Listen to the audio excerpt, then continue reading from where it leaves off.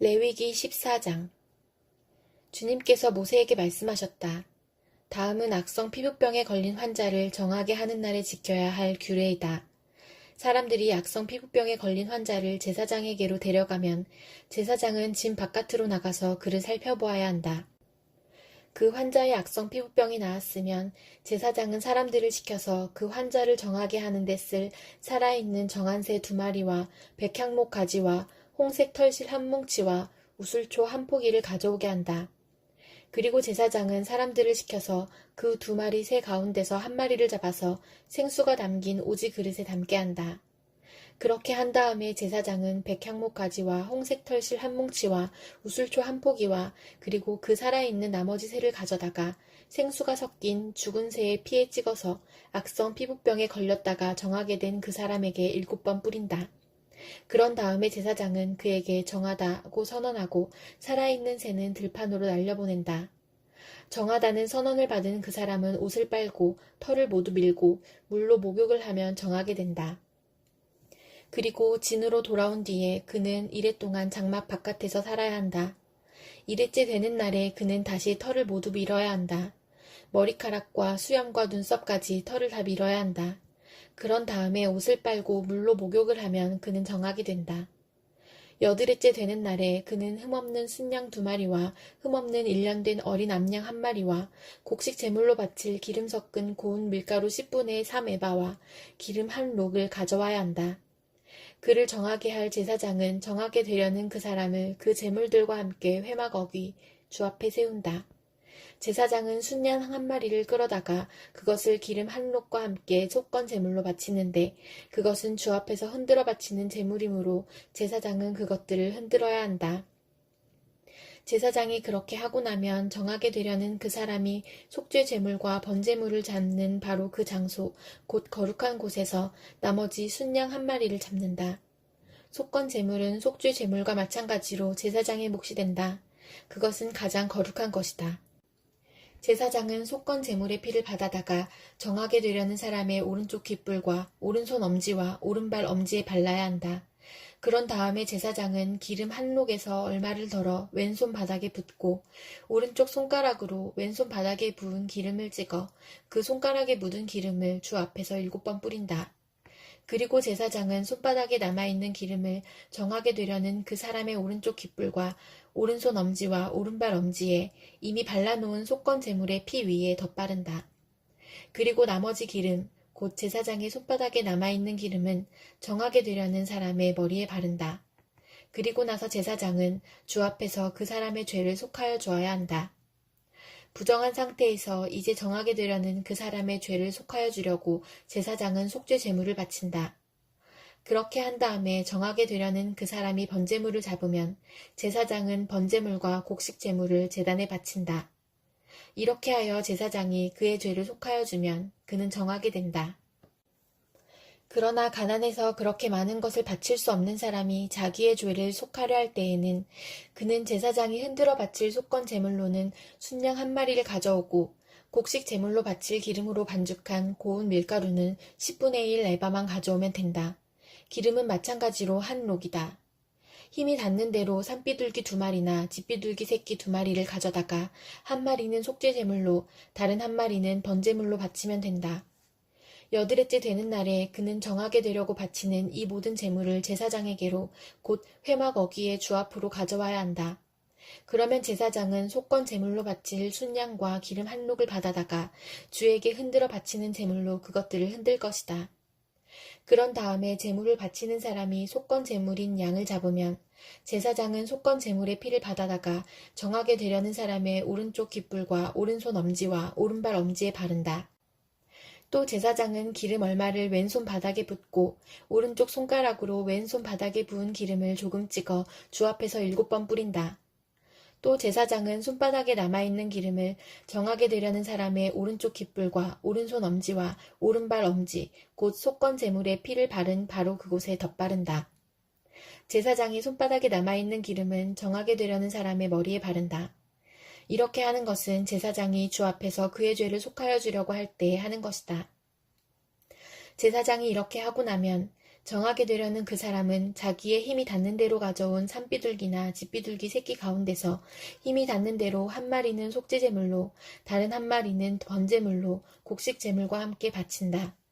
그러면 제사장은 정하게 되려는 그 사람의 죄를 주 앞에서 속한다. 이상은 악성 피부병에 걸린 사람이 정하게 되는 예식을 치르면서 넉넉한 제물을 바칠 수 없을 때에 지킬 규례이다. 주님께서 모세와 아론에게 말씀하셨다. 나 주가 너희에게 유산으로 준 가나안 땅으로 너희가 들어가서 그 땅을 차지하였을 때에 나 주가 내린 악성 곰팡이가 너희가 유산으로 받은 땅에 있는 어떤 집에 생기거든 그 집 임자는 제사장에게로 가서 집에 곰팡이가 보인다고 알려야 한다. 그러면 제사장은 그 곰팡이를 살피러 가기에 앞서 그 집안 사람들에게 지시하여 그 집을 비우게 하여야 한다. 그래야만 그 집 안에 있는 모든 물건이 부정하다는 선언을 받지 않을 것이다. 제사장은 집을 비운 다음에 집 안으로 들어가서 살펴보아야 한다. 제사장은 곰팡이가 퍼진 곳을 살펴보아서 그 집 벽에 곰팡이가 퍼져 있고 그 자리에 푸르스름하거나 붉으스름한 점이 생겼고 그 퍼진 자리가 벽면보다 우묵하게 들어갔으면 제사장은 그 집 문 바깥으로 나가고 그 집을 이래 동안 잠가두게 하여야 한다.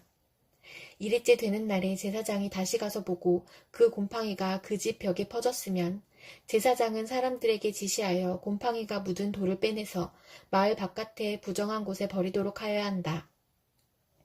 제사장은 또 사람을 시켜서 그 집 벽을 돌아가며 긁어내게 하고 그 긁어낸 흙도 다 마을 바깥에 부정한 곳에 버리도록 하여야 한다. 그러고 나면 사람들은 다른 돌을 가져다가 그 빼내버린 돌이 있던 자리에 채워넣고 다른 흙을 가져다가 그 집 벽에 발라야 한다. 돌들을 바꾸고 벽을 긁어내어 다시 바른 다음에도 곰팡이가 집안에 다시 퍼졌으면 제사장이 가서 보아야 한다. 곰팡이가 정말 집안에 퍼졌으면 그것은 건물에 생긴 곰팡이이다. 그 집은 이미 부정하게 되었다.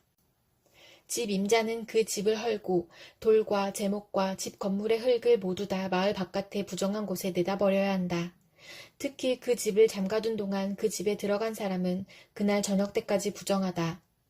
그 집에서 누웠던 사람은 옷을 빨아서 입어야 하고 그 집에서 음식을 먹었어도 옷을 빨아서 입어야 한다. 그러나 제사장이 가서 살펴보고 벽을 다시 바른 다음에 그 집에 곰팡이가 다시 퍼지지 않았으면 이미 곰팡이가 없어진 것이므로 제사장은 그 집을 정하다고 선언하여야 한다. 이제 그 집을 정하게 하여야 하므로 제사장은 새 2마리와 함께 백향목 가지와 홍색 털실 한 뭉치와 우슬초 한 포기를 가져오게 한다. 그 집 임자가 그 2마리 새 가운데서 한 마리를 잡아서 생수가 담긴 오지 그릇에 담으면 제사장은 백향목 가지와 우슬초 한 포기와 홍색 털실 뭉치를 살아있는 새와 함께 그 죽은 새의 피와 생수에 담갔다가 그것으로 그 집에 7번 뿌려야 한다. 이렇게 제사장은 새의 피와 생수와 살아있는 새와 백향목 가지와 우슬초와 홍색 털실로 그 집을 정하게 하여야 한다. 그런 다음에 제사장은 살아있는 새를 마을 바깥의 들판으로 날려보낸다. 그렇게 하여 제사장이 그 집에 죄를 속하면 그 집은 정하게 될 것이다. 위에서 말한 것은 모든 악성 피부병과 백선, 옷이나 건물에 생기는 곰팡이, 또는 부스럼이나 뾰루지나 어루러기에 관한 규례로서 사람이나 물건이 언제 부정하게 되고 또 언제 정하게 되는지를 밝히는 것이다. 이상은 악성 피부병에 관한 규례이다. 시편 17편. 주님, 나의 진실을 변호하여 주십시오. 이 부르짖는 소리를 들어주십시오. 거짓없이 드리는 나의 기도에 귀를 기울여 주십시오. 주님, 친히 너는 죄가 없다고 판결하여 주십시오. 주님의 눈으로 공평하게 살펴보아 주십시오. 주님께서는 나의 마음을 시험하여 보시고 밤새도록 신문하시며 샅샅이 캐어보셨지만 내 잘못을 찾지 못하셨습니다. 내 입에서 무슨 잘못을 발견하셨습니까? 남들이야 어떠했든지 나만은 주님께서 하신 말씀을 따랐기에 약탈하는 무리의 길로 가지 않았습니다.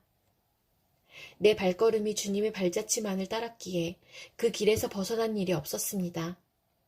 하나님, 내가 주님을 부르니 내게 응답하여 주십시오. 귀 기울이셔서 내가 아뢰는 말을 들어주십시오. 주님의 미쁘심을 크게 드러내 주십시오. 주님께로 피하는 사람을 오른손으로 구원하여 주시는 주님, 나를 치는 자들의 손에서 나를 건져 주십시오.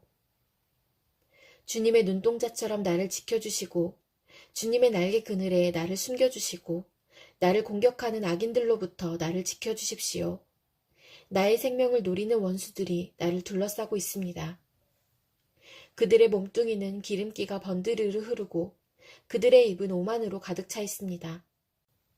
마침내 그들이 나를 뒤따라와 에워싸고 이 몸을 땅바닥에 메어치려고 노려봅니다.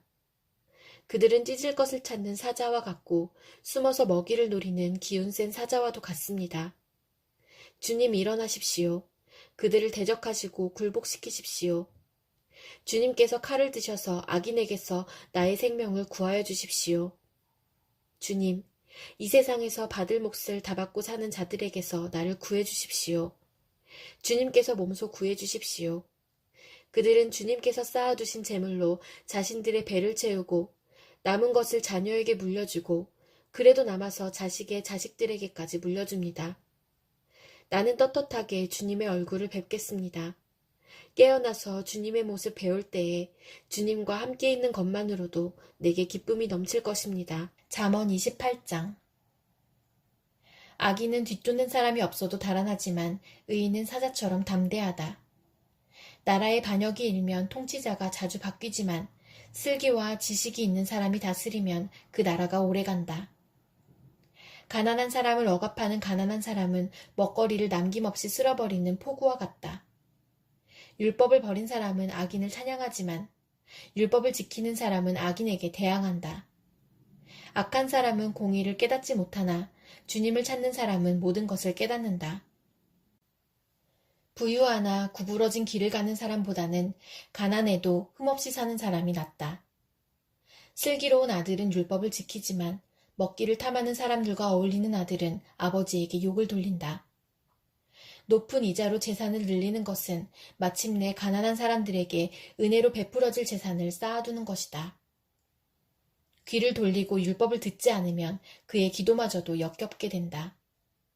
정직한 사람을 나쁜 길로 유인하는 사람은 자기가 판 함정에 빠지지만 흠없이 사는 사람은 복을 받는다. 부자가 자기 보기에는 지혜롭지만 가난하나 슬기로운 사람은 그 사람의 속을 꿰뚫어 본다. 정직한 사람이 이기면 많은 사람이 축하하지만 악인이 일어나면 사람들이 숨는다. 자기의 죄를 숨기는 사람은 잘 되지 못하지만 죄를 자백하고 그것을 끊어버리는 사람은 불쌍히 여김을 받는다. 늘 두려워하는 마음으로 사는 사람은 복을 받지만 마음이 완고한 사람은 재앙에 빠진다. 가난한 백성을 억누르는 악한 통치자는 울부짖는 사자요 굶주린 곰이다. 슬기가 모자라는 통치자는 억압만을 일삼지만 부정한 이득을 미워하는 통치자는 오래도록 살 것이다. 사람을 죽인 사람은 함정으로 달려가는 것이니 아무도 그를 막지 말아야 한다. 흠없이 사는 사람은 구원을 받을 것이지만 그릇된 길을 따라가는 사람은 언젠가는 한번 넘어지고야 만다. 밭을 가는 사람은 먹을 것이 넉넉하지만 헛된 것을 꿈꾸는 사람은 찌들게 가난하다. 신실한 사람은 많은 복을 받지만 속히 부자가 되려는 사람은 벌을 면하지 못한다. 사람의 얼굴을 보고 재판하는 것은 옳지 않다. 사람은 빵 한 조각 때문에 그런 죄를 지을 수도 있다.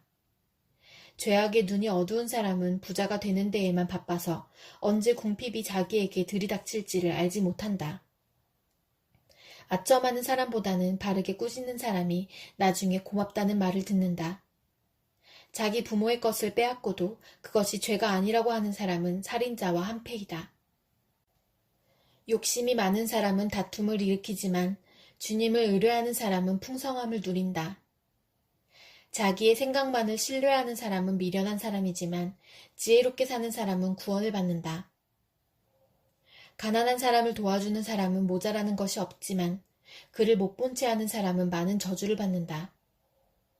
악인이 일어나면 사람들은 숨어버리지만 그가 망하면 의인이 많이 나타난다. 데살로니가 후서 2장. 형제자매 여러분, 우리 주 예수 그리스도께서 다시 오시는 일과 우리가 그분 앞에 모이는 일을 두고 여러분에게 간청합니다. 여러분은 영이나 말이나 우리에게서 받았다고 하는 편지에 속아서 주님의 날이 벌써 왔다고 생각하게 되어 마음이 쉽게 흔들리거나 당황하는 일이 없도록 하십시오. 여러분은 아무에게도 어떤 방식으로도 속아 넘어가지 마십시오.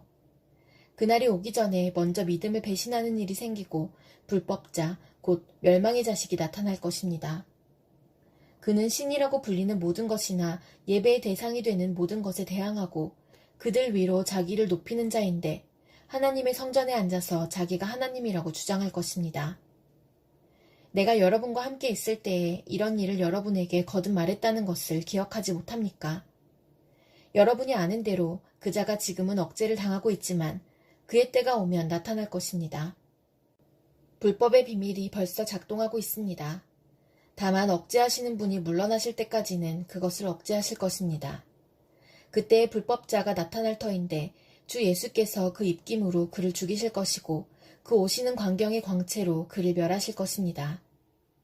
그 불법자의 나타남은 사탄의 작용에 따른 것인데 그는 온갖 능력과 표징과 거짓 이적을 행하고 또 온갖 불의한 속임수로 멸망을 받을 자들을 속일 것입니다. 그것은 멸망을 받을 자들이 자기를 구원하여 줄 진리에 대한 사랑을 받아들이지 않기 때문입니다. 그러므로 하나님께서는 미혹하게 하는 힘을 그들에게 보내셔서 그들로 하여금 거짓을 믿게 하십니다. 그것은 진리를 믿지 않고 불의를 기뻐한 모든 사람들에게 심판을 내리시려는 것입니다. 주님의 사랑을 받는 형제자매 여러분, 우리는 여러분의 일로 언제나 하나님께 감사하지 않을 수 없습니다. 하나님께서는 여러분을 성령으로 거룩하게 하시고 진리를 믿게 하여 구원에 이르게 하시려고 처음부터 여러분을 택하여 주셨기 때문입니다. 이렇게 되게 하시려고 하나님께서는 우리의 복음으로 여러분을 부르시고 여러분에게 우리 주 예수 그리스도의 영광을 얻게 하셨습니다. 그러므로 형제자매 여러분, 든든히 서서 우리의 말이나 편지로 배운 전통을 굳게 지키십시오. 우리를 사랑하시고 은혜로 영원한 위로와 선한 소망을 주시는 하나님 우리 아버지와 우리 주 예수 그리스도께서 친히 여러분의 마음을 격려하시고 모든 선한 일과 말에 굳세게 해주시기를 빕니다.